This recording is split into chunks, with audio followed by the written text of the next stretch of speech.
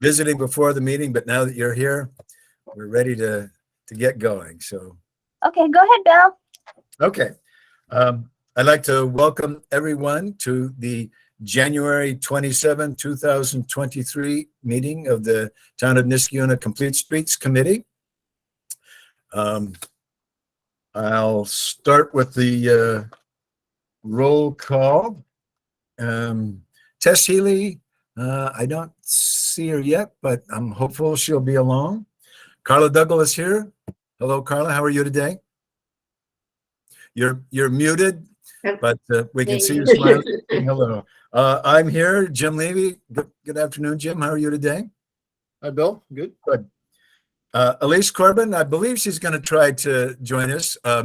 Elise sent me an email saying that she's a student representative, but she wants to go all the way to the end of August, and she's going to be heading off to college in September, and she's still debating where she wants to go, but she's been a very energetic member of the committee, and we're still going to have her services to us for another 9 months.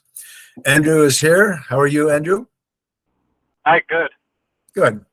Catherine Kuzman is here. Catherine, how are you today? Pretty good. You say unknown, but we know that that can't be the case. You're here. Ben O'Shea is here. How are you, Ben? Good, thanks. Good. Ben's coming in from the car. And we're also joined by Jack Conley, who is a master's in planning, is an intern who's going to be working with Laura Robertson in the planning office. And Jack, welcome to Complete Streets. It's nice to have you with us. Thank you, guys. Oh, Excited. Bill, I wanted to mention for the record, Tess actually emailed me. She's in Florida and won't be coming. Okay, so She's Tess Healy is excused. Yeah. And Dart Strayer has been a regular member of our committee, but he's been consumed really with working on the 2023 master plan, and he's also chair of the Conservation Advisory Council, so he's got a lot on his plate right now, in addition to his job and other things, so he won't be with us here today. And Laura mentioned to me that we do have 2 vacancies, and I know of a couple of people that might be interested, but if any of you out there know of someone who is interested in our Complete Streets work and would like to join the committee, please have them send a resume to Laura and myself. And also Ben O'Shea, I want to mention that in 2023, the committee will have 2 co-chairs, myself and Ben O'Shea, who's volunteered to serve as a co-chair of Complete Streets. So if you are copying me on an email that's you're sending to the chair, please copy Ben along with that also. Okay. And Bill, Elise has joined us. Elise, oh yes, Elise Corbin. It's nice to see you, Elise. And You too. we're extending our wishes that you'll consult your parents and your best judgment and deciding on what college you want to go to this fall. And Thank you. we'll certainly miss you. Okay. Thank you very much. Privilege of the floor. I don't know, Laura, have you received a message from any citizens that want to address the committee today? I have not. Nope. Okay. Nothing on privilege of the floor. Okay, let's move on to the minutes from our December 9 meeting. And I'll just quickly offer a couple that I came across. Line 50, the last word in the sentence, it says it should be he stated. Line 58, we're thanking Paulina Manzo for many projects she started. It says stated, it should be started.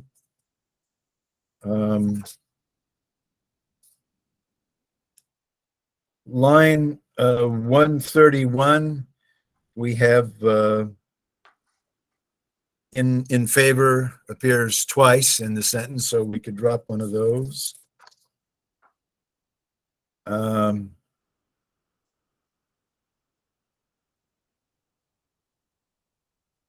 137, should look at the whole area. So the word "are," the second word there should be area. Line 160, Ms. Robertson stated that they have stated the sidewalk. It should be started the sidewalk. And those are all I have. Anyone else on the committee have a correction or addition they'd like to make to the minutes for December 9? Okay. Seeing none, I would like to move committee acceptance of the minutes of September 9. Looking for a second and a vote from the committee. Have a second from Elise Corbin. All in favor of accepting the minutes of our December 9 meeting? Okay, we're good to go. Thank you. Okay, old business. We're nothing listed there. And we have a lot of discussion items down below, so I'm assuming we'll catch old business on those. But when we get to the end of discussion items, if someone has something else that they want to mention, we can attend to that. Okay, new business. Planning board referrals, new projects. We have seen the Mohawk Golf Club, and there's a couple items there. So I'll ask Laura if she would like to update us on where the planning process is on the Mohawk Golf Club, where the club is planning on setting aside some homes to sell, and this committee and the planning board have been looking at some complete streets recommendations that we'd pass to the planning board to improve some connectivity on East Country Club and Highland Park and those streets to get over to Ruffner Road. Yeah, so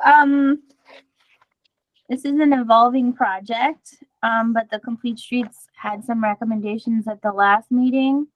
One was to explore little mini roundabouts, because what the planning board was hearing from residents is that there's speeding and not a lot of obeying of the stop sign.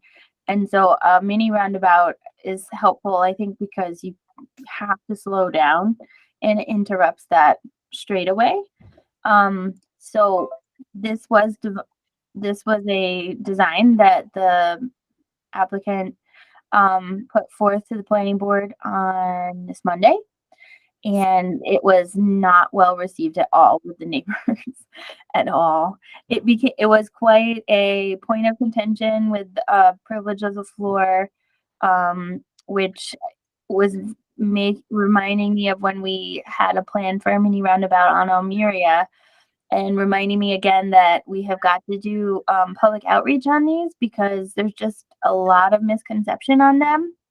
That being said, this one I think is a little weird and problematic in that they've essentially created a driveway as almost like the fourth leg. And that, I don't know that I've ever seen that. I don't know if you've ever seen that, Jim. But that homeowner was not excited about that as well. So although I really love that they tried and they put it on the drawings, and I'm happy to listen to comments from you, I can tell you that the public was very, very thoroughly opposed to this, and they probably will be taking it off of their drawing. What were their comments, Laura? What troubled them about this? So, and I'm remembering when we did Almeria, very similar, is that there's definitely a perception that a roundabout encourages traffic, and that by putting a roundabout there, you're essentially signaling that a road is a large road. And then, you'll get we aren't a River and Rosendale Road. We're not a Rexford traffic circle, a Rexford Bridge traffic circle. So I think just general misconception that these things are much smaller definitely comes up a lot. And then I think general lack of understanding. People didn't feel like this would slow cars down. They felt like it would help them to pass through the intersection faster, and that it really wasn't appropriate for their street.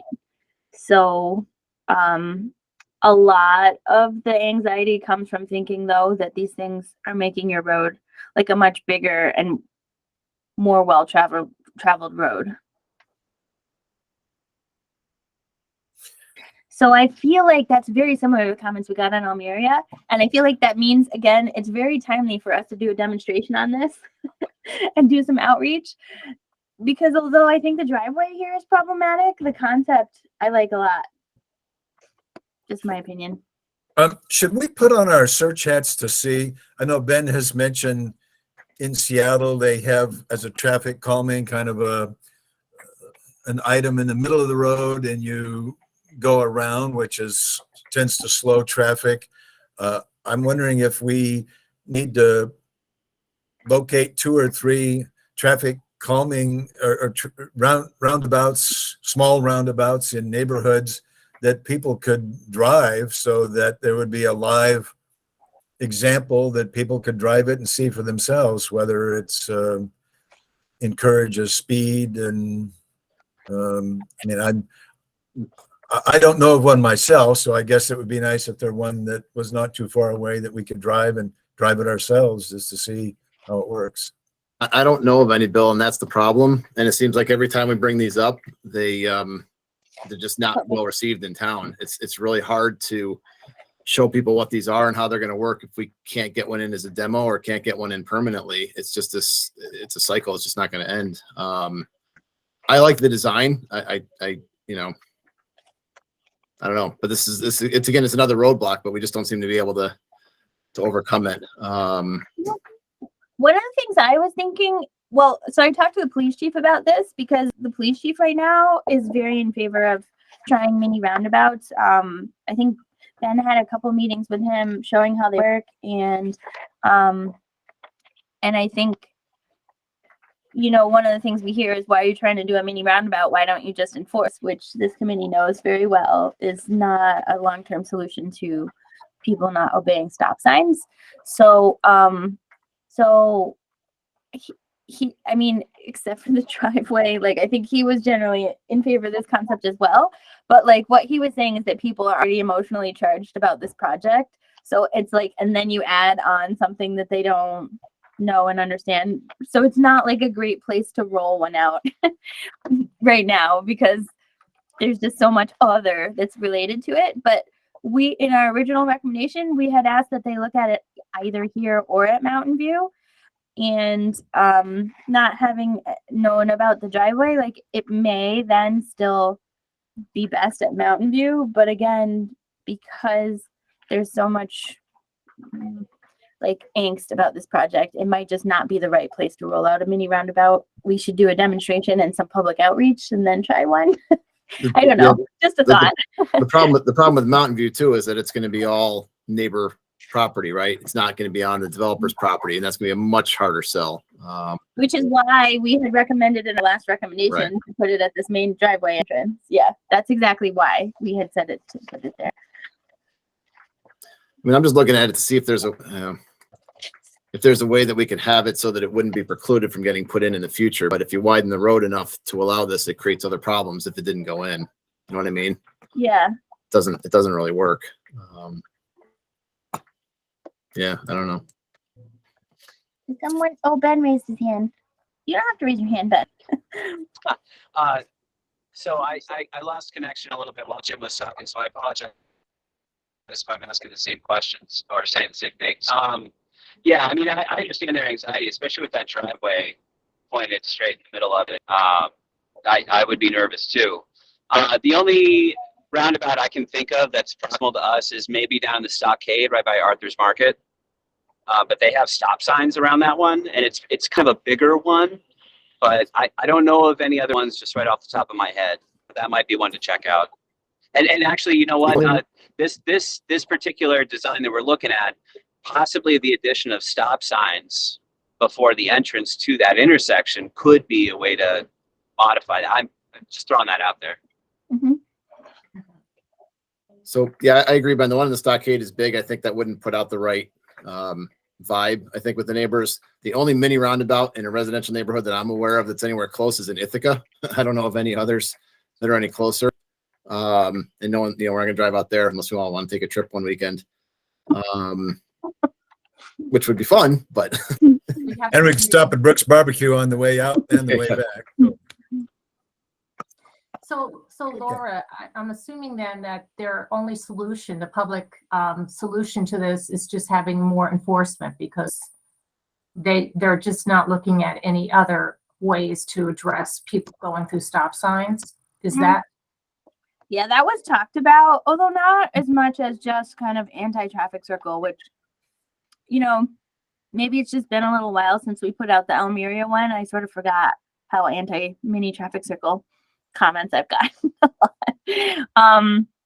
Yeah, I mean, I just heard a lot of we're not a big enough road to support this traffic circle and we don't want it, which to me is again like we've got to figure out a way that people can drive through these things and see what they really are like. And the developer was like, we can do a mountable curb because we even, you know, heard concerns about fire trucks going through them and all of that stuff. So it definitely, it might be worth a listen if you want to kind of hear the general questions. I mean, there's a lot of concerns mixed in with what people said, but you will hear a lot of opposition to the mini roundabout.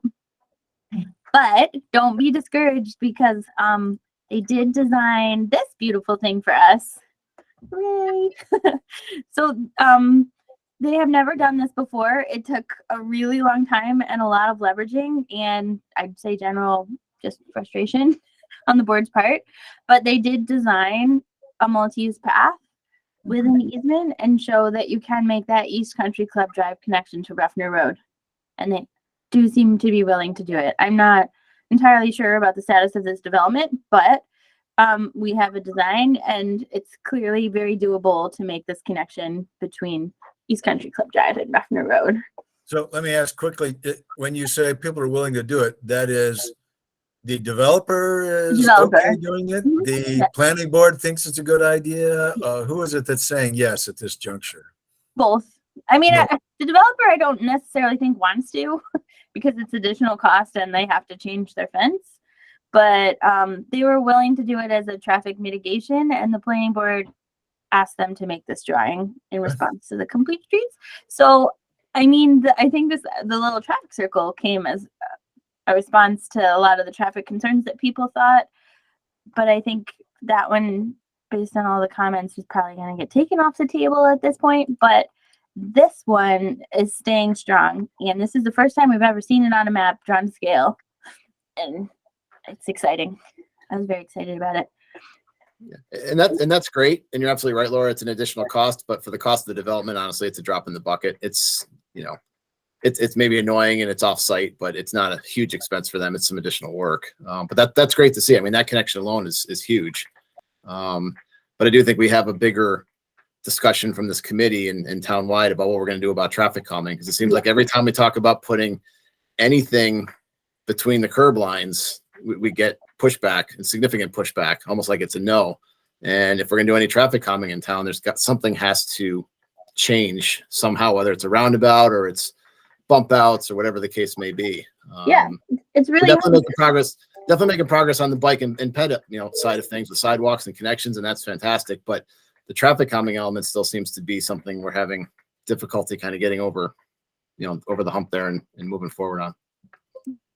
Yeah, it's just it's hard because people say that they have cut through traffic and people driving too fast, and then we come up with traffic calming, and then they get really upset with us. Right. So it's like, okay, we got to figure something out. Okay. Because I mean, if the development goes in and the developer doesn't do it, it then becomes a public cost and it becomes a whole lot harder to do in the future. It's always harder to do or to retrofit these things. Jim, at the last meeting, you mentioned street trees. Is that at a different connection on this project, or were you an advocate of street trees on this connection over to Ruffner Road that we'd have, I don't know, either some evergreen or some other bushes that would buffer the homes when you come out to Ruffner Road, or were you an advocate for street trees on another part of this project? I think the answer is yes, but no, I think our discussion was just that there was some concern, maybe the separation from the house and also from the golf course, and just that if we put in some trees in addition to whatever fencing is there, that should provide a buffer. It'll take some time for it to grow in, but it would provide a visual buffer in addition to a fence being there. That's all. But, you know, street trees are a traffic calming element. It's not going to do everything, but it does narrow the look of the road. That's certainly something we could still, you know, you could still be discussed with the neighbors. If they wanted to do that, it would help, but it's not going to solve the issue entirely. So there will be a fence on both sides of this walk path, right? That will be a buffer to the home and a buffer to the golf course. Yeah. Is that right? Well, Will I there don't be a- know. If the existing home has a fence, then probably, I mean, they're not really proposing a fence, but you could imagine probably that the single family home would want a fence. Would that be a cost the developer would bear, putting that fence in if the planning board thinks there should be a fence? Yeah, probably when there's public hearing, or the town could notify that homeowner specifically and be like, you know, we're exploring putting this connection in. And if they're like, I would like a fence, then we would probably have the developer put the fence in. Okay. Laura, I have a picture from the Empire State Trail over in Colony, right after it crosses under the Northway, of something almost exactly like this. I can shoot you that picture so you have an example if you want. Yeah, that would be great. The one thing I noticed is that this is a 5-foot wide walking path, which is a little small. They're doing the absolute bare minimum. If we can bump it up to like 6 or 8 feet, I think that would be better. But you know, at least it's here. Could we do 5 feet next to the home, but once you get over onto the easement that goes to Ruffner Road, could it go up to 8 feet there? Yeah, I mean, definitely. Yeah, I think so. I don't know if that sort of confuses people when they're walking, but you could definitely do that, because once you get to the Ruffner Road property, it's town property. So Well, we should do that. I mean, that would be my recommendation, that next to the home, perhaps we keep it narrower if we're only proposing 5 feet there, but once we get to the town easement, then it should expand to 8 feet. Okay, anyone else on the committee have a input they want to make on this Yeah. project? In Yes, Carl. the drawings, you had a picture, or you had a plan with a connecting road, which looked like an awesome idea. I mean, it looked like it went outside of the property line a little bit, but this guy? is there any way to implement something like that? Because that's more in line with like the character of the neighborhood. Like with the development, it's like they're putting in a, like, kind of plopping down an island, and it's sort of like an afterthought instead of like connecting with like the character and of the neighborhood. Oh, are you talking about the drawing that I had at the last meeting that showed the different placement of the roads? No, in my packet, there was like a drawing with a road connection that went, it connected up with the, basically the road went from, let's see, I don't have it in front of me, but yeah, that, I mean, basically that would connect like both, like this neighbor, the South Country Club Drive neighborhood is sort of an island, and that would connect that to everything. Like, I mean, it would connect to schools on the other side, the town resources, businesses, and the other way it would connect, like the neighborhood, the Row Road neighborhood would connect better to like the Mohawk Club, the synagogue, and like it would shorten driving times. And is there any way to implement something like that?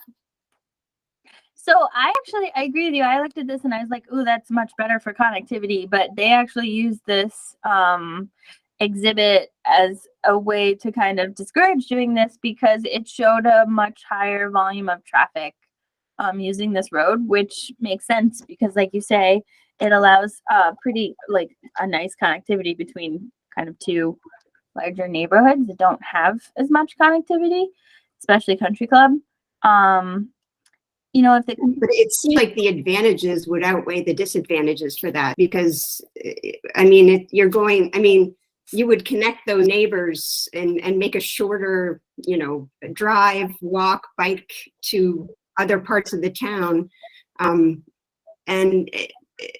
it seems like, I mean, more traffic, it would actually divert probably some traffic from Ruffner Road, but I don't know. It just seems like advantages in the big picture of things. It would be a better option. But I don't know how easy it would be to acquire the extra property, or I know it would be less development units. They'd have to take away some and wouldn't make as much money, but Yeah, and I mean, I think the Complete Streets can recommend that. I see that Andrew raised his hand. Yeah, can you hear me? Mhm. Yeah, so I guess on that, I looked at this too, and I think the applicant is a little self-serving in some of their representations on here, because the only new cars are going to be from the development. You may get some shifting of existing traffic from one to the other, but the only new traffic movements are going to be from the new houses. So I don't necessarily agree with the representation that this setup is going to generate significantly more new traffic than the one connection.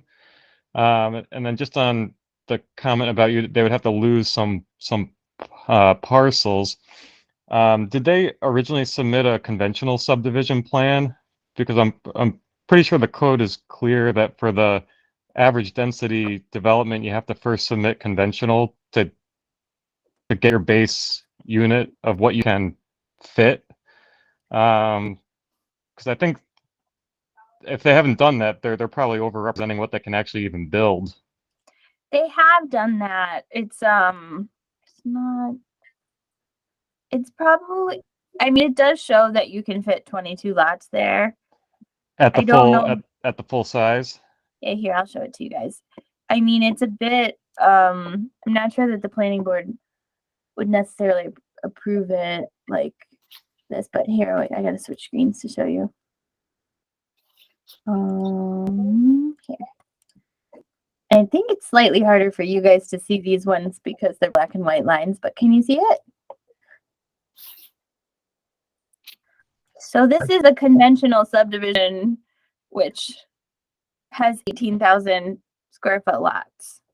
And that's what they use to get to 22. I mean, from a planning perspective, it's terrible because you've got 3 cul-de-sacs, like, I don't even, but I mean, this is where that's where they started from. And that has the stormwater management on there too? This is the stormwater lot up here. It's Okay. not a fully engineered subdivision, but it Yeah. does show that that's where they started from with their 22.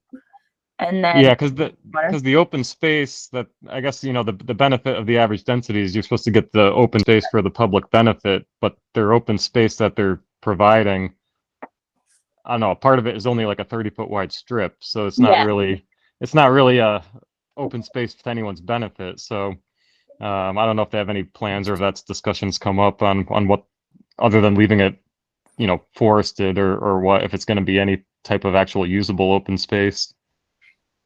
Yeah, I think they, in the discussions, have just been proposing that it stay forest as a buffer to the adjacent homes.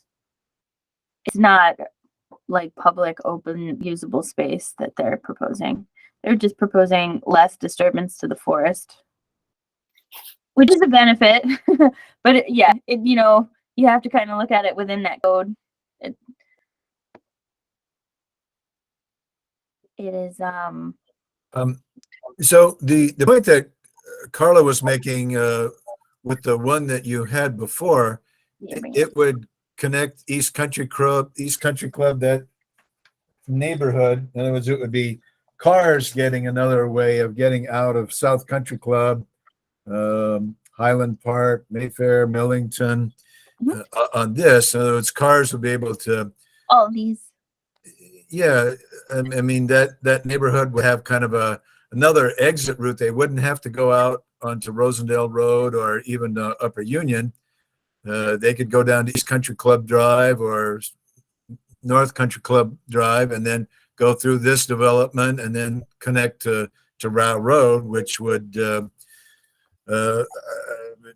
another way out of that neighborhood that you wouldn't have to go out on a busy street like Rosendale Road or Upper Union. Now, the folks on Row Road probably would be concerned about traffic not only from the new houses, but traffic that might be coming out of the East Country Club Drive, those 4 or 5 streets over there that would go that way to get to Row Road and get access to the town that way, instead of having to come out and get over to Ruffner Road or another road to go that way. So, I mean, from a complete streets perspective, it is connecting neighborhoods. Now we're making a move to have a walk path that would allow bikers and pedestrians to be connected. That's a good thing. But this model would really connect the whole neighborhood to another entrance and exit that's not on a busy road, Rosendale or Upper Union Street. So it would be more in line with how the neighborhood's laid out too, with streets and parallel streets. And I mean, like, you know, Old Niskayuna, why that's so walkable and bikeable and such. And it just, instead of having an island that you come out of, sort of, it just would be in line. It would alleviate traffic on the other roads. Actually, I mean, a lot of people probably come from the South Country Club Drive neighborhood and just come out and come onto Ruffner Road and then end up on Row Road eventually anyway. To go to like you would save school having to make a or- awkward left turn onto Rosendale, come down to Ruffner. But did the planning board see this, Laura? I mean, did they have any thoughts about connecting the roads in this way? I mean, is it too late to ask them to look at this or not? You're muted, Laura. Sorry. We can ask them to look at this. The planning board did discuss it a little bit. They were concerned with the volume of traffic that it could potentially create on Route Road. But like I said, I think, and Andrew kind of touched on it, the developer was sort of using this not as a way to show that they could create good neighborhood connectivity, but as a way to show that if they made these connections, it would put a decent amount of traffic, you know, on the north and south sides. So they weren't actually trying to show that they could make neighborhood connectivity with this. But at your last meeting, you guys did kind of mention that it is isolated, and Carla was saying that again. And you had asked for a Row Road connection to be considered. So, I mean, I don't think that it's out of line with what you guys were talking about at the last meeting, but they weren't really looking at it from a complete streets perspective, but they were concerned about the traffic that would go onto Row Road.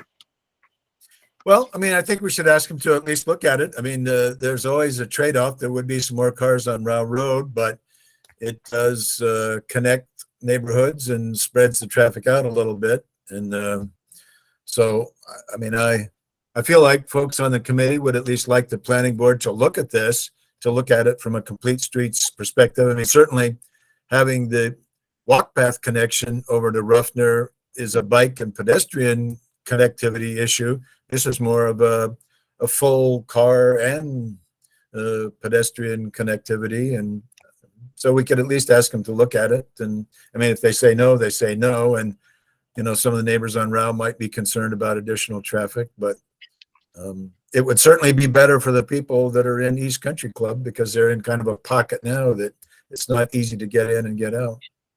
Well, it would also open up the Row neighborhood to be able to go south slightly easier, right? Or I guess they don't have to go too far to go onto Whammer, but I don't know. It might also benefit them a little bit. If they have neighbors and friends in East Country Club neighborhood, it'd be nice for them.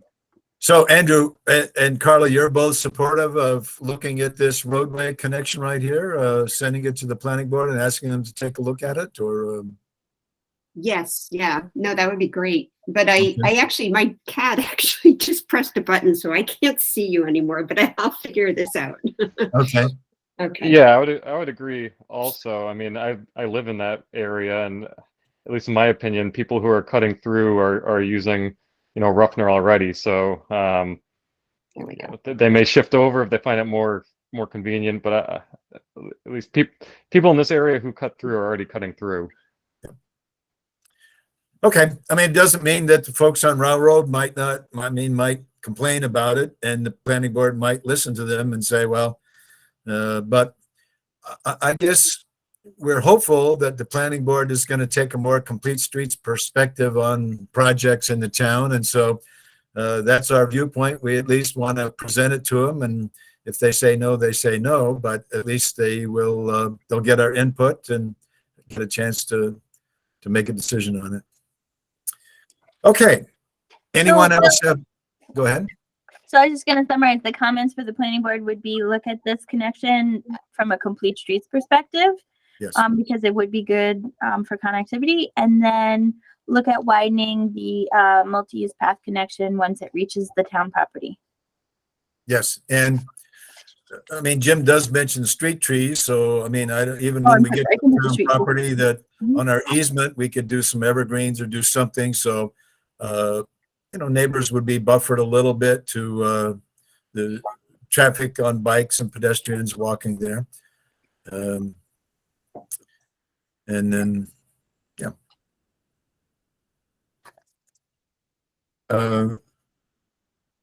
Yep. Andrew, do you mean for your hand to still be raised? Nope. Sorry. Thanks. Just Okay. Okay. Let's move on to 3900 State Street. sorry.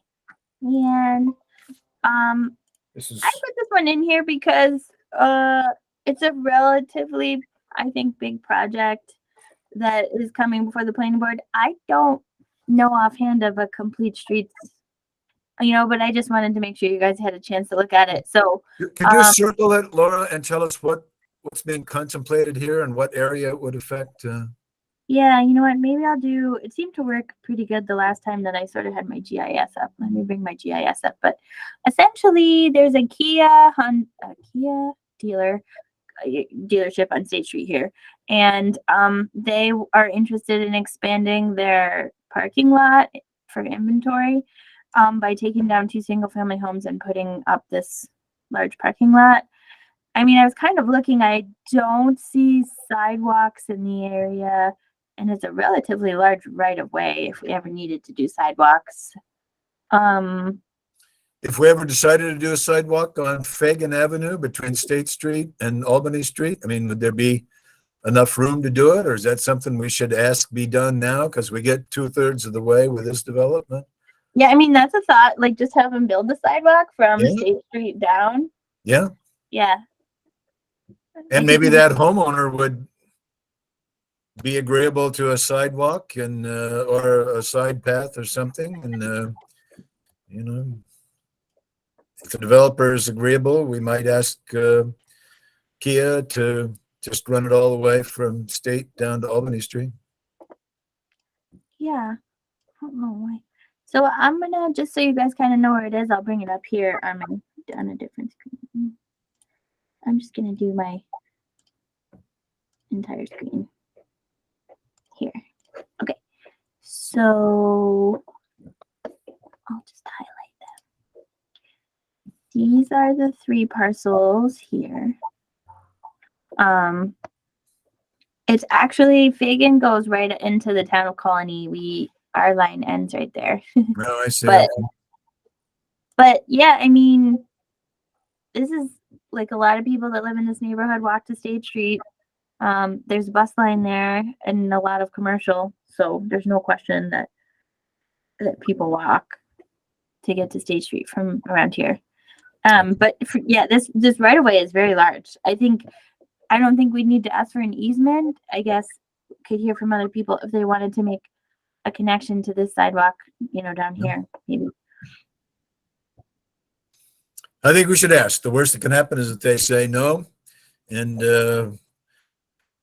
you know, I mean, I don't know if it makes sense to ask the planner in the town of Colony to, you know, make inquiries of those 2 homes that would go from the parking lot all the way down to Albany Street to, you know, at least get an easement or something like that, or ask them about it. I mean, if it's on the town right away, it's possible the town of Colony would consider extending it just so we have a sidewalk that goes between Albany Street and State Street. Especially if there's a bus stop on State up there, that maybe there probably is. If there are homeowners that live on Albany Street that have got to get up that way to get on the bus, they might appreciate having a sidewalk. Go ahead, Elise.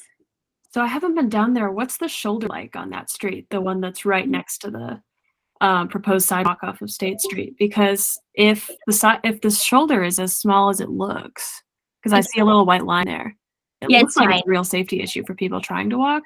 Yes. So it seems like it's more than just like a matter of convenience. It seems, I mean, I know it's from far up, but it's pretty. No, it's fine. Yeah, that's like even smaller than Rosendale. So I think that's definitely a good idea Okay. to at least ask. Yeah, actually, I mean, I could maybe show you. It's tiny. It has a white line, but there's really no shoulder there.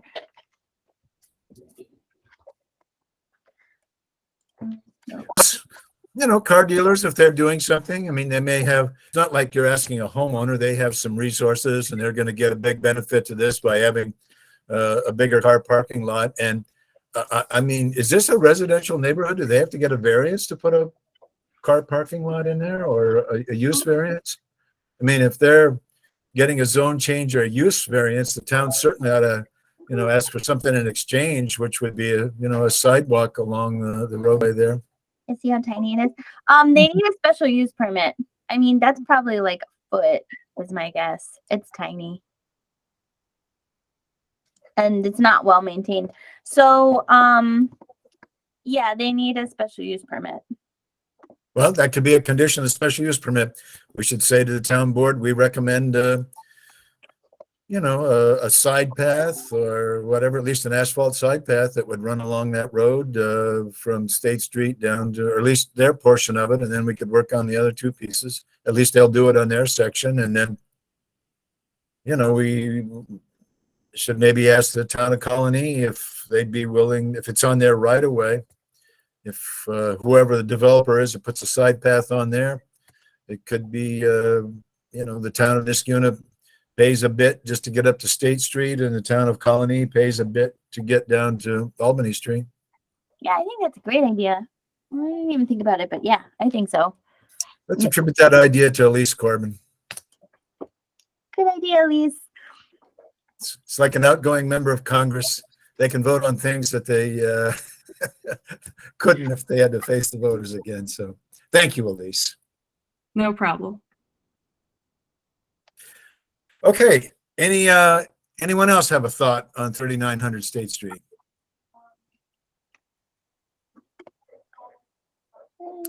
Okay. Thank you very much. Let's jump down to the transportation chapter of the comp plan on the list here. And Laura might remind the committee, and it could be Jim Levy and I in particular, that we had some discussion about reviewing Chapter 7 in our current comp plan. And I know at one time we thought about doing a first draft to give to the comp plan committee, but if we aren't equipped to do that just yet, we probably really all should give Chapter 7 a careful read. And if there are things that we think ought to be in there that are consistent with our goals for complete streets, or even the items in our priority letters that in some sense it's a chance to shift our ideas about connectivity in neighborhoods into the transportation chapter of the comp plan, which, as Jim Levy's pointed out before, it makes it supportive of getting grant money if it's in the comp plan. We're not picking on any particular developer. If the gentleman doing something in the Mohawk Golf Club is objecting to connectivity, if planning board members could point to our comp plan saying, hey, this is something that is endorsed townwide. It's in the comp plan. We're trying to make this happen, not only for pedestrians and bikes, but for motorists as well, to connect neighborhoods together. And, just some of the other things that we're trying to persuade the school district, the state, the county, and our town, things that are connectivity issues. If we get language in the comp plan, then that supports what we're trying to do. And we saw a little bit of that with the Windsor Drive, where the neighbors on Windsor Drive spoke up really in opposition to connecting Windsor Drive to River Road, and they were able to win the day. And it's not that drivers can't get from River Road into Old Niskayuna or down to Schenectady. They can come up to the traffic circle and go south on Van Antwerp and then get going that way. But it still has been in the comp plan for 20 years to connect that road, and the planning board and the town board didn't stand behind the plan. So, I mean, that's just my thought on Chapter 7. I don't know if people have some thoughts on what is the best way at this juncture. And I know the comp plan committee might say, hey, if you want to send us some comments, please do so. But we're already working on rewriting the language on the transportation chapter. And so, anyway, So- I'm open. Go ahead, Laura. If you guys want, I could email you either just a Word document of the transportation chapter or the Word document of the whole plan. I mean, I feel like maybe so it's not so overwhelming, I could just email you the Word document of the transportation chapter to take a look at. I don't know. Does that sound like That's a good idea. And I mean, I certainly would be willing if there's a subcommittee that wants to talk about Complete Streets input, that, we could hammer out something. And but everyone should probably, if they want to, give it a read, and we'll share some comments amongst ourselves, and then maybe send a memo to the comp plan committee with our recommendations. And so I support sending us all a Word document of Chapter 7. If you don't. Go ahead, Yeah, I Jim. can do it. Yeah, definitely. So Bill, when you and I talked about updating this, I think it was the first year the committee was formed or something. I think we were talking about mainly kind of updating what was here.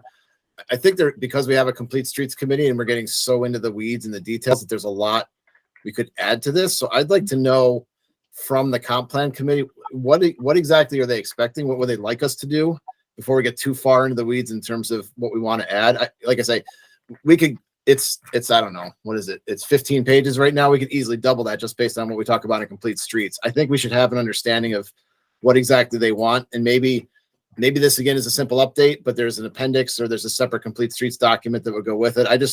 Before we get too far down the road and, volunteer time and stuff, I'd just like to know what they're expecting and they want, because last time I think it was going to be kind of a simple update, just updating some numbers, adding a couple things, but we could go down a rabbit hole pretty quickly with this if we wanted to. And we don't want to do a lot of work and have the comp plan committee say, no, we're just going to update this and add a few things. I mean, I don't want us to invest a lot of work and have it not go anywhere. But if the comp plan committee says, hey, send us a revised new draft of Chapter 7 and we'll take a look at it, then it would be worth putting the effort into doing that. Yeah, absolutely. I just want to make sure we stay in our lane. So if they just want something simple, we can do that, but we could always go on our own then. And I think and create our own Complete Streets, priority document or whatever. And we have a lot of that already. Just kind of pulling it together. Just want to make sure we're coordinating it before we go too far. That's all. Yeah, that's a really good idea, Jim. I'll ask them. I think at a bare minimum, though, they do want an updated priorities list. My guess is that they would probably love for you guys to tackle the transportation chapter and, give them the drafts, but I'll check. And I think our next meeting isn't actually until February 28th. So I might do kind of an email blast to get a sense and then give you guys some direction. But I'll email you the Word document chapter anyway, just so you can read what's in there now. Yes. And then be thinking about, what you might want to change in it. I could just easily see our committee coming up with a chapter that's as big as the rest of the comment. That's all. Yeah, no, I know. Well, I think that you could definitely be a little more robust because they already actually talked about changing the name of the chapter to Complete Streets, I think, rather than just transportation, because there's so much more emphasis on walking and biking than there was even in 2013. And 2013 was, I think, the first time that they had added those types of things. So I definitely think that they want to transition to, like a more robust, Complete Streets type of. And Lori, I mean, we can, or you can think about, we do have the Excel spreadsheet that kind of is about 15 or 20 projects that we want to try to get grant money for. And it's kind of got a little bit of a concentration on schools, but it is a draft of some priorities that we, if there's money around, that's where we'd like to see some of it go. So it's not like we don't have an idea about some priorities for the town. So. Yeah, so I can share those the priority spreadsheet with them. Let them know that you guys would be interested in, helping with updates to that chapter, and then see what they direction they could give you. I think that's a good idea, Jim. Yeah, Laura, I think we would be looking at a number of maps. I think there's a lot of information that we could map that would be shown visually that would be good. Whether it's data, high crash locations, our existing connectivity map, things like that. So how many maps they'd want, and how easy that's going to be to develop, that takes time and effort. So I think that's one of the big areas I see we could provide more information that people will see is trying to map the stuff and show it graphically. Where maps are concerned, I don't know whether this is going to be like a paper thing or a digital thing, but we've also got the Google map that we update, that I update with the stuff that we're doing. And so we could either provide like a active link to that, which I could email, or if it's digital, we could always just embed it or provide a link that way. And we could have an appendix to our transportation chapter too, so that if we don't want the chapter itself to be too big, but we can refer to things in an appendix that would be part of the plan. Absolutely. An appendix. Mm-hmm. We are like on fire today, guys. Well, thank you. Anything else on transportation chapter? Okay, let's move on to 2023 goals and priority letters. And I did send the committee a week or so ago the 2022 goals, which I certainly shared with the town board, and I also included our priority letters. And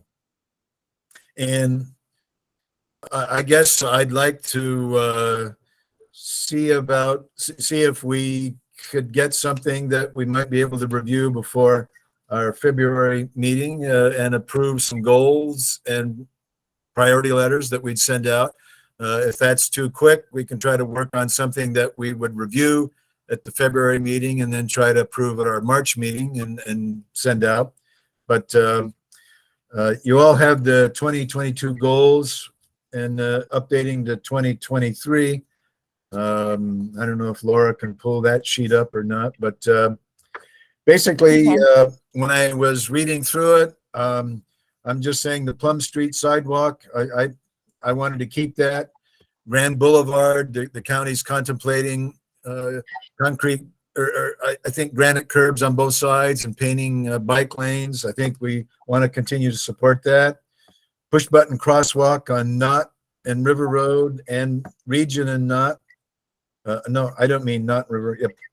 It would be Knott and Regent Street and River Road and St. Joseph's Drive. I'd like to keep that one. We have pedestrian and bike paths added to Niskuna schools. We've started off on a pretty good conversation with the school board on improved connectivity to each school campus, and they've been open to some of our input. So, I certainly would like to keep that. We have talked about, and whether we add it or not, Clifton Park Road, Crescent Road intersection and Knott Street.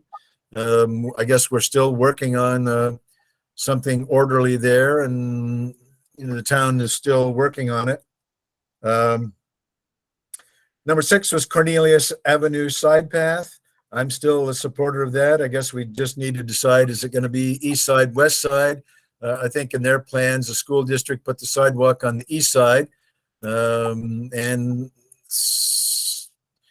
that does kind of get it away from the streets on the other side, but there's power poles to move, and you have homes there, so probably would have to be a curb and a concrete sidewalk. But and I was a proponent on the west side, so it would be an asphalt side path, which I think would be much cheaper to do and would work just as well. But we can certainly leave support for Cornelius Avenue, and I like that because really I just think the homeowners over there, there's no neighborhood pushback. They're all in favor of this very much.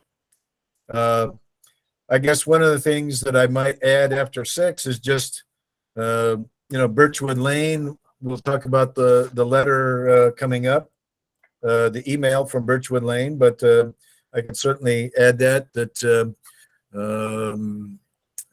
we might support bollards, a school crossing guard at the intersection to Birchwood Elementary, and then also a side path on Birchwood Lane. It's a town road, so either concrete sidewalks or asphalt side path or something. So there's a lot of homes over there, and we've got moms and dads that want to walk their kids safely to Birchwood, and the letter that we have is supportive of that. I certainly have the Rosendale side path, sidewalk. I mean, I'm certainly support doing that. I feel like Rosendale Road is a large arterial. It carries a lot of cars, and getting a side path on that road, I mean, it will be uphill, and part of our 20-year plan, but really it just connects so many things, side roads, Godfrey, Rose Hill, Ruffner, roads on the other side. We let homeowners on the other side of Rosendale, so I want to keep that. Another one of mine is missing segments on Hillside Avenue. That I'm all just for trying to send letters out, which I've got a draft with the supervisor to say, here's Hillside Avenue. You want to be able to get all the way down there. There, a third of it's got side pass on it, but the other doesn't. So we need to ask National Grid. We need to ask the Army Reserve Center, and I think our Congressman Paul Tonko would be a supporter for us, that we really want to get all the way from started Hillside Avenue right there all the way down to Banker Avenue. Then I also have, I'd like to add crosswalks on Troy Road at Hickory. We've talked about that. So we'd want to add that to our goals.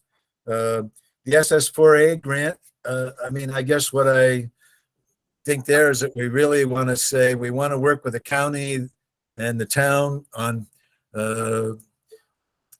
what Jim Levy referred to as a bundled or comprehensive grant, that maybe we talk to the county planner, county engineer, the county manager, so that he's got some ideas that Niskayuna wants. There may be ideas or other parts of Schenectady. So we submit a grant for essentially $6 million, but the matching would be, maybe if it's a countywide, looking at towns, that maybe Metroplex would be good for $250,000 of that match. Maybe our Assemblyman Phil Steck might be good for $250,000 on a match, so that we try to round up the matching money, but we look countywide. So we give the recommendations to the county manager on what Niskayuna would like to see. It's very possible that Glenville, Rotterdam, and the city, they would have some ideas, and so we put together one grant for $6 million and submit it. But again, we need to start working on it, and Catherine was kind enough to point out really the things we need to look at the traffic. Yeah, go ahead. Do we want to put that as a goal on here? Is that what you're Well, I saying? think we do. We want to put it as a goal. One of our goals is to work with other municipalities to make Yeah. sure we submit an SS4A grant. Okay. And if So Jim's, these goals were from 2022, and they're broken into infrastructure, yeah, public education, and outreach. Yeah. the public education, I mean, that I some of these I see I mean, I've been negligent in writing up the results of the survey. Jim Levy may say we got to do another survey, write up some fresh data, but I don't think it's that big of a push, and got to do that.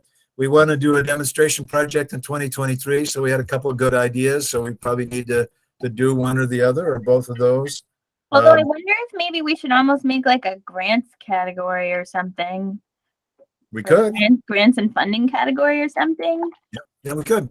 Yeah, as a matter of fact, our grants should be really aggressively pursue money that's out there, because the town supervisor sent a message, said, I want to talk to Barton LaJudas. I want to get some Glenville money for Niskayuna. So the thing is, if you have an engineering company help write grants, you just keep putting a stamp on them and sending them to CHIPS, Complete Streets, Safe Routes to Schools, Metroplex, National Grid, SS4A, anywhere where there's a pool of money. But our goal is to be aggressive about getting the projects we want to see done in Niskayuna, and taking the step to get applications submitted, so that we get a chance to get some state and federal money to do some things. Yeah, so and then so for crosswalks, I mean, maybe we could, I guess we want to make sure that, so as far as the Birchwood crosswalk goes, I feel like it's covered in the pedestrian and bike paths to Niskuna schools, or maybe we could change that language. I don't think it needs to be a specific goal. Okay. But maybe we could do it for infrastructure, like, you know, I don't know that we have a point on here for crosswalks, so maybe we could add in a point for crosswalks. And Well, we then have a general infrastructure category, so if we're trying to encourage crosswalks, I mean, it would go Yeah, in that so- section, I think, so. Yeah. And maybe So we like could- people could We look could at these have goals and infrastructure then, grants and then public education, I guess. yeah, and so I don't know, does anybody see anything big that they think is missing right away? Not that I want to take the floor away from you, Bill, but you can go through your goals for a long time.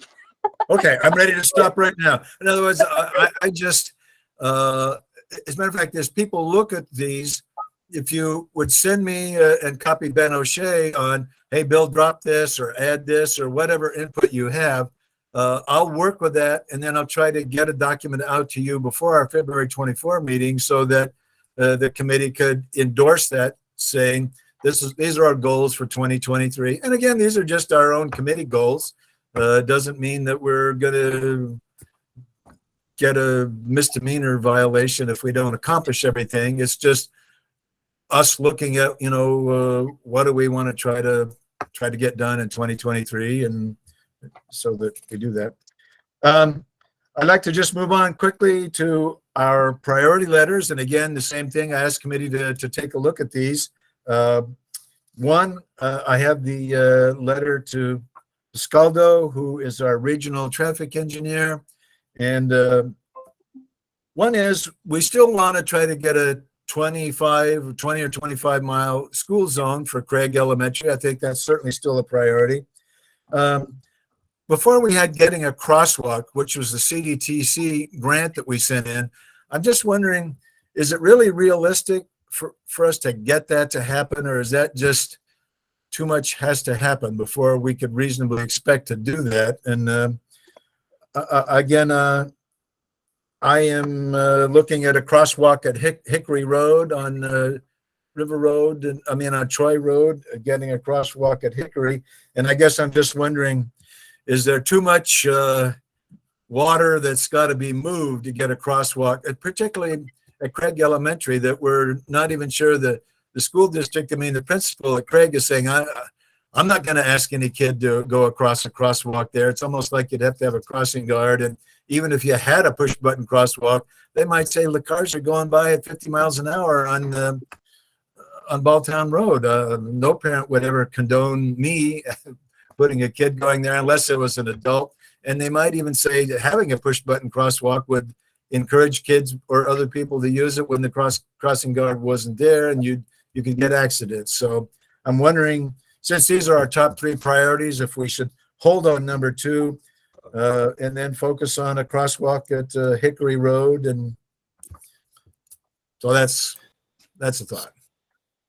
So item number 2 is not the smallest lift on the list by any means, I would say, but you know, whether we want to take it off or not, I guess is up for discussion. But the whole idea of the crosswalk is it's with the idea of a school zone there.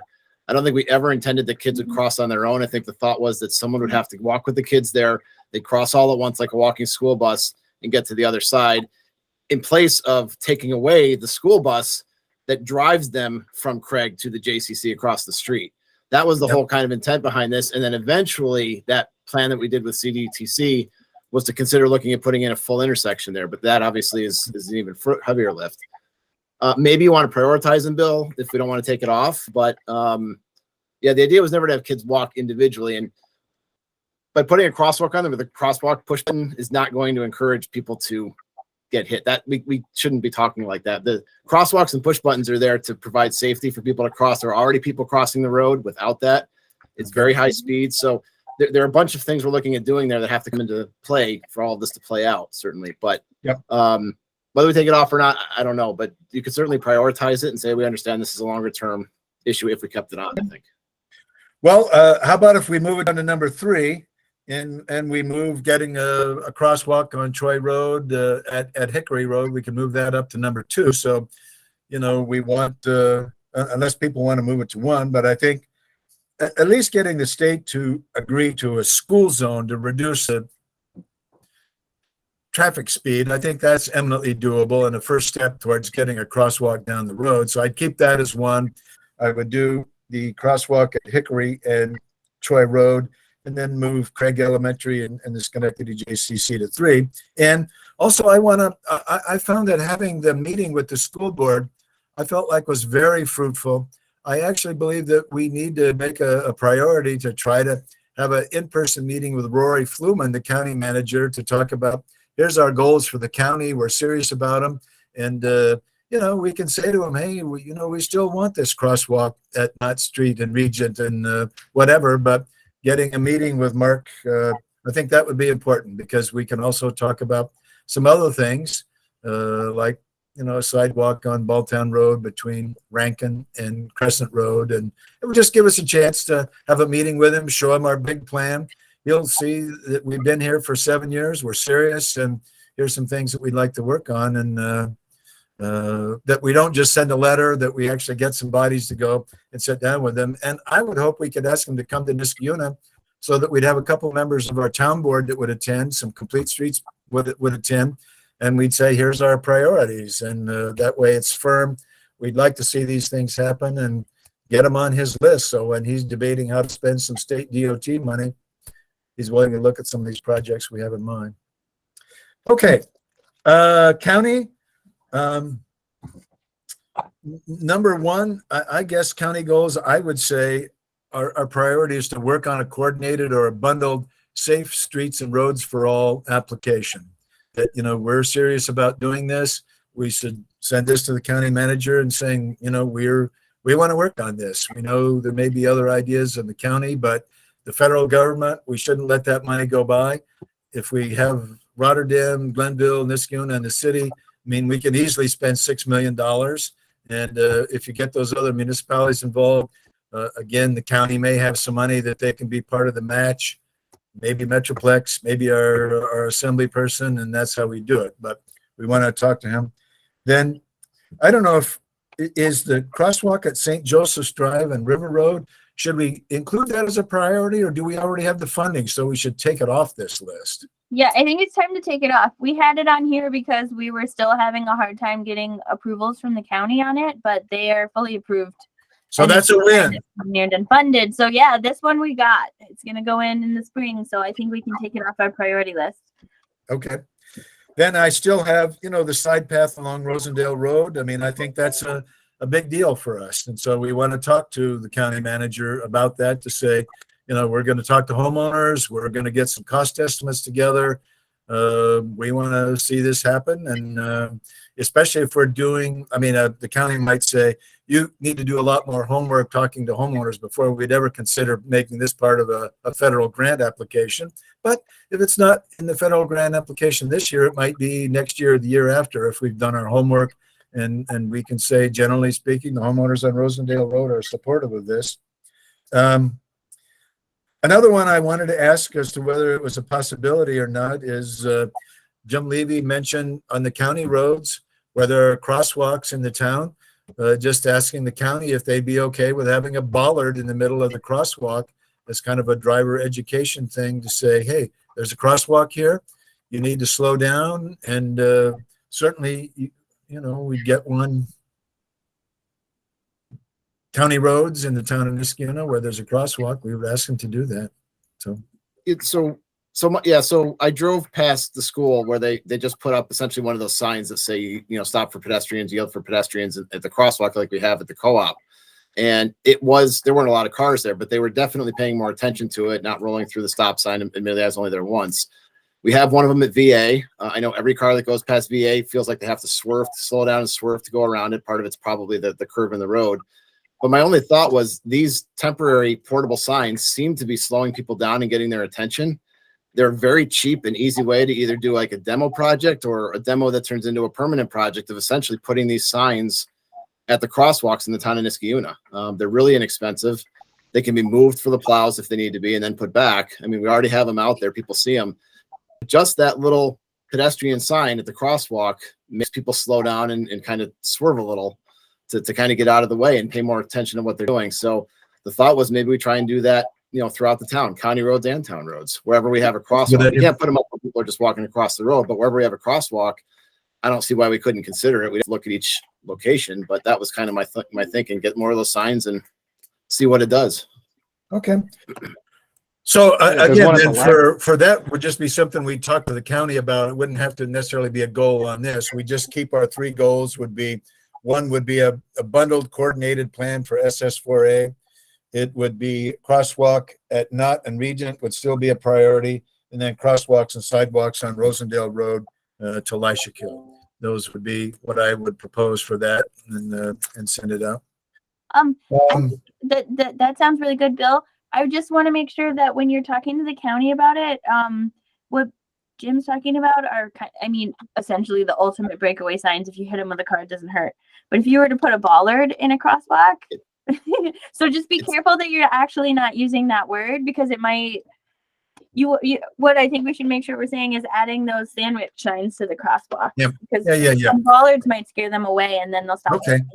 Well, I guess the example, there's one in front of the co-op. It would be, asking our county legislative reps, and certainly, Rory Fluman, the county manager, and we certainly could share the email we got from the Aguilars on Ash Tree Lane, with the county manager and our county reps, and ask our town supervisor that, look, this may be a traffic calming device, and we'd like to see more use of it, both in the town and on county roads, and just ask people, see what they say. Yeah. Yes. Okay. I'd Would it also, be I'd also, helpful to I'd also talk bring to to the- people on, oh, sorry, go ahead. I was Go just saying, ahead. bring it to the police chief too. I think the chief was probably involved in the one over at the school. So just make sure he's involved. And it's not really a traffic calming element per se. It's more of just a warning. But again, as Laura said, the right terminology. But I think it's a cheap and easy way to just get something going to get people aware of the crosswalks. That's all. Yeah. And I think the chief of police has indicated in the email he's got a person that works on these things. I think Officer Munger, and so we probably need to be talking to him. I mean, if his part of his responsibilities are traffic calming things, then we'd want him to be in the tent and him supporting whatever we do. So when he reports back to the chief of police, he's saying, yeah, Complete Streets recommends this. I agree with him. So we don't want to push anything that chief of police doesn't want to do. So I think that'd be a good thing. Absolutely. Would it be helpful to ask people like on Rosendale Road, if that want sidewalks, to write letters and to the county to? Yeah, I mean, certainly, if we know people that would be supportive of a side path on Rosendale Road, writing to county manager Rory Fluman and to their county representatives. Yes, the answer to that, we're trying to build momentum to make that happen. Mhm. And we know there's going to be a few no's over there, and we also know the right of way is very narrow, so it's going to be expensive. But again, if you've got the federal government that's handing out $5 million grants, well, if Rosendale Road is a $2 million project and the county legislative reps from Niskuna are supportive, then there's a pool of money there. It's just a matter of, especially us talking to people, so that we don't want to push a project the neighbors are against. It could be our county legislators are hoping that Complete Streets folks are going to work the neighborhood, talk to people, see what their thoughts are. And, like anything, getting a sidewalk on Cornelius, if everybody in the neighborhood supports it, is easy to do. And it's hard on, say, Ruffner Road to get a traffic circle where everybody in the neighborhood is very opposed to it.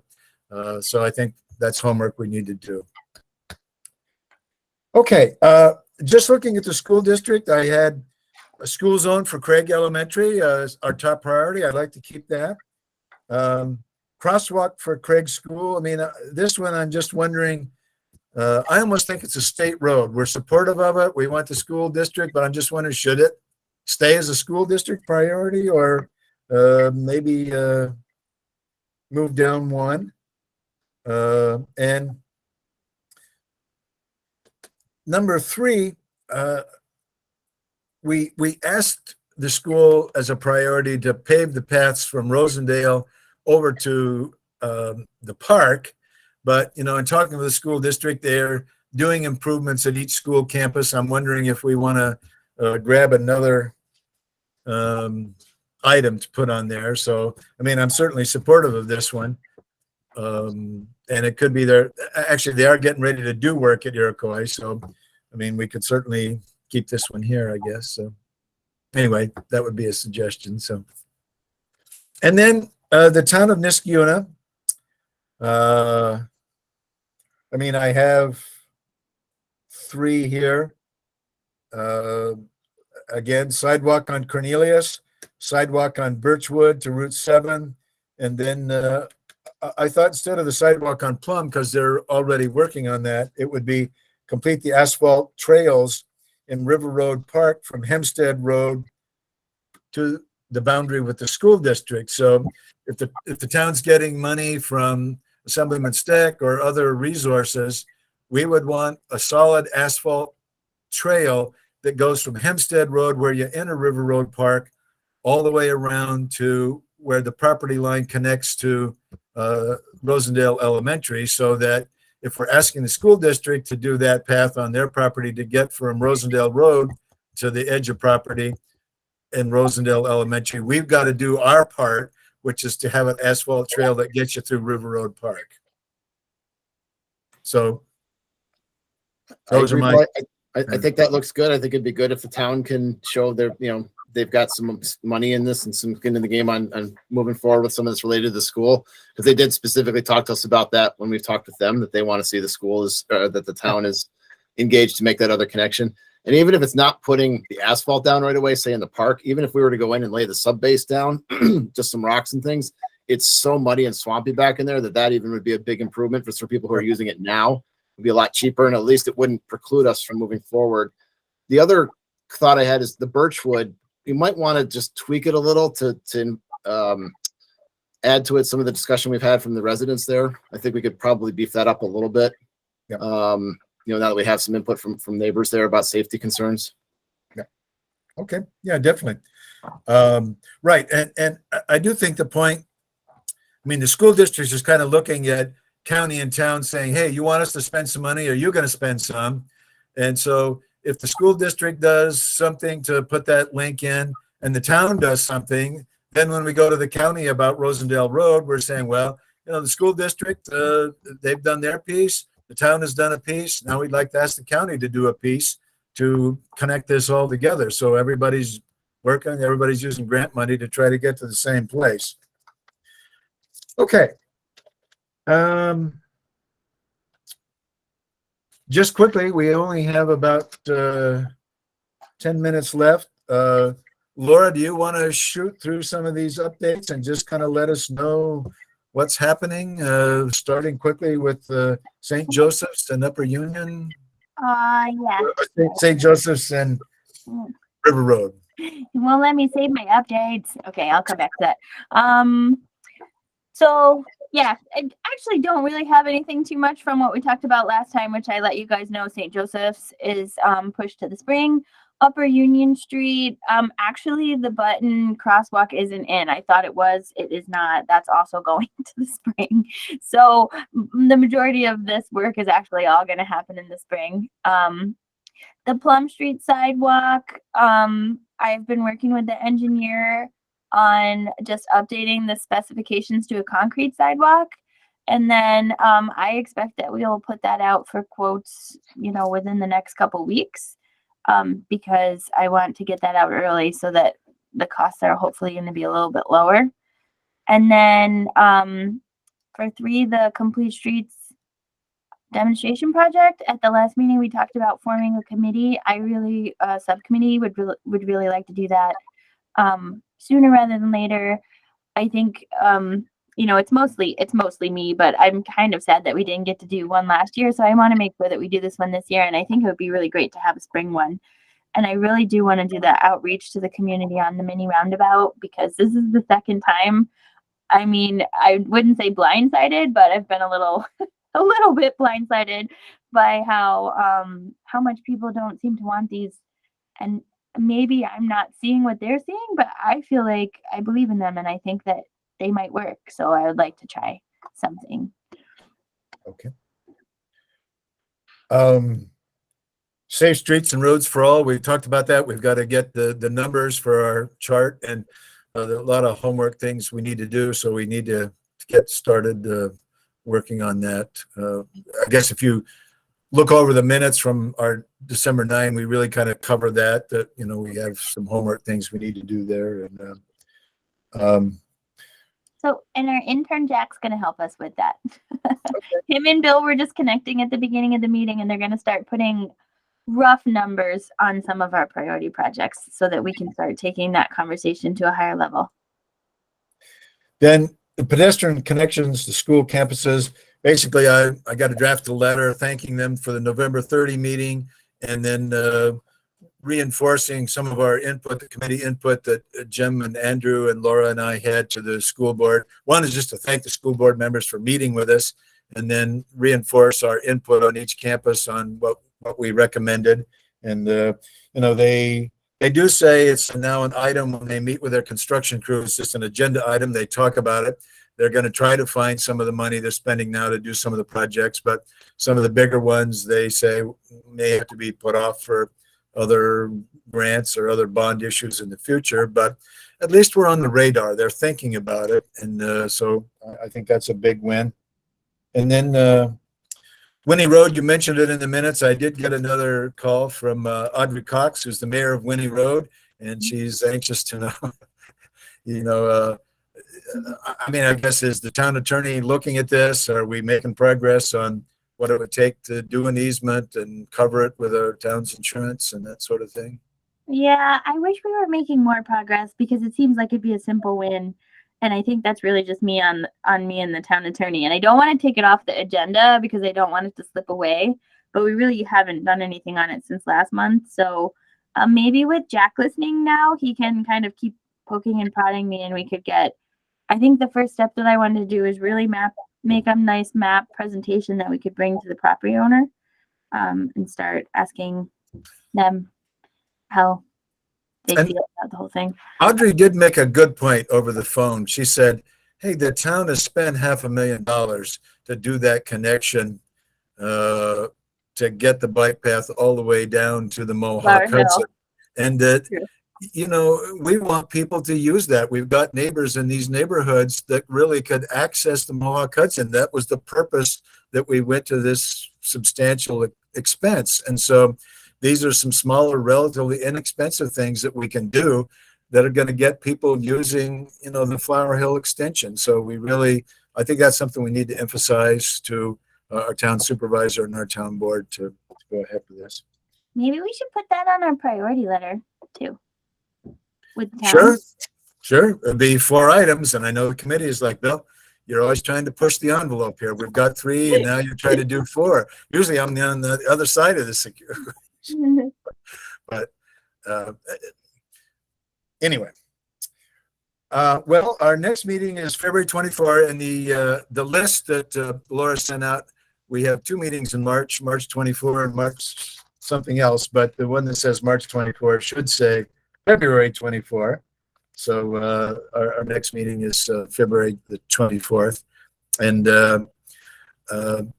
again, I'd like to extend a thank you to Ben O'Shea for deciding to sign on as a co-chair. So he's going to be more involved in projects we're working on, and chairing some meetings down the road, and working with us. So that's going to be a good thing. Well, anyway, we're anybody else have anything that they want to mention just as part of old business, or anything that we should be thinking about, or any observation from today's meeting? We got 2 minutes, so we could do that. I was just going to ask Laura if she could send that transportation chapter to us, the draft one, like not 2 days before our next meeting, maybe, a week or so before, so we have time to kind of review it and make our comments. Yeah, so I can actually send it to you. I mean, I just took it out of the Word document. Okay. It's ready to be sent to you now. Oh, great.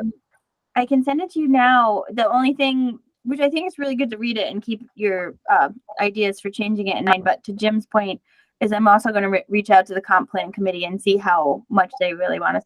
Listen, they're all about public input. They're all about trying to understand what people want. So I think, you know, there's no harm at all in commenting and marking it up and sending it. They're definitely going to look at it. But I do think that getting direction from them and what they'd want to see would be helpful too, so that we're all on the same page. But I sent it to you right away. What I was going to send to you is the comp plan, and then so Bill sent out the PDFs, which you can see me marking up the PDFs, which is hard to edit, but I found the Word document, so I could either make a couple of changes that we just talked about at this meeting and then send them to you, or I could send them to you now and you guys can make changes. You're probably better off with having me send them to you right now, because sometimes it takes me a while once I'm not doing it. But I could also wait and just make a couple changes and then send them to you too. Kind of up to you guys. So Laura, what would you like to see if the comp plan committee says, hey, we're very open to input from Complete Streets Committee? One, members of this Complete Streets Committee are citizens in the town, so they're free to read that draft, read the comp plan, and submit any input they themselves have if they feel strongly on an issue to the comp plan committee, because they're into public input. So if you've got, but I guess I'm wondering, should we get our comments together so that we have one transmission to the comp plan committee that says Complete Streets has these recommendations for chapter 7. And again, if they get back to you and say, hey, you folks take a shot at rewriting the chapter, we'll do that. If it's like, no, we just want, 10 bullet points or 10 observations you have, well, and we can do that, whatever it is. But we could, people could read it, send their comments to you, or send them to you and Ben and me, and then we'll try to put those together and send them to them. And if they say a draft, then we'll get a subcommittee together to do a draft. Yeah, I think first thing, take a look at what's there and definitely start commenting and send all those comments. For sure, I can send that to them, like without even checking. There's no question. And then I can see how much involvement they would want us to have in the actual drafting of the chapter.